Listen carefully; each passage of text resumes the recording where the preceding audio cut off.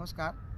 आम्ही दोघे बंधू पुण्यातील विविध टेकड्यांवर अनेक वर्ष झाडं लावत आहोत आणि ती वाचवतो आहे. नुसतंच झाडं लावत नाही, तर ती वाचवण्यासाठी नियमितपणे पाणी, खत घालणं असे उद्योग करत असतो. तसेच आज फर्ग्युसन कॉलेजच्या टेकडीमागे आम्ही इकडे आलेलो आहोत आणि आम्ही इथे काही झाडं लावलेली आहेत. ती बघा दिसत आहेत.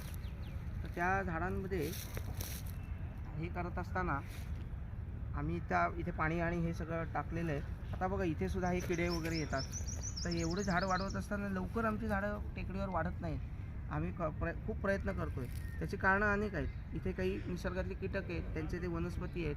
काही बाबतीत ते बरोबरही आहे, पण आम्ही जेव्हा झाड वाढवत असताना आमची अपेक्षा अशी आहे की ते झाड मोठं व्हावं. पण त्यावेळेला जर किडे पानं खात असतील, त्याला काही रोग लागत असतील, त्याच्यासाठी वेगळे उपाययोजना करायला लागतात.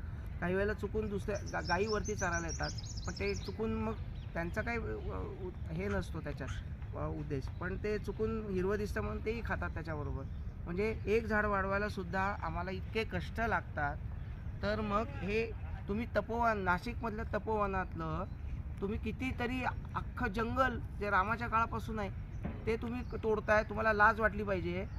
शिवाजी महाराजांनी असं सांगितलं आहे का आपण शिवाजी महाराजांच्या आदर्शाने राज्य चालवतोय? तर तुम्ही हे चुकीचं करताय पूर्णपणे. याला पूर्ण निषेधच आहे सगळ्यांचा. याच्यात कोणी असलं तरी सगळं पूर्णपणे ताबडतोब बंद झालं पाहिजे. तुमची ही नाटकं बंद करा. आम्ही या देशाचे नागरिक राजे आहोत खरे म्हणजे. आमचे प्रतिनिधी म्हणून तुम्ही गेले आहेत. तुम्ही वाटेल ते काही करायचं नाही. शिवाजी महाराज आज असते तर तुमचे हात तोडून टाकले असते. नमस्कार, धन्यवाद.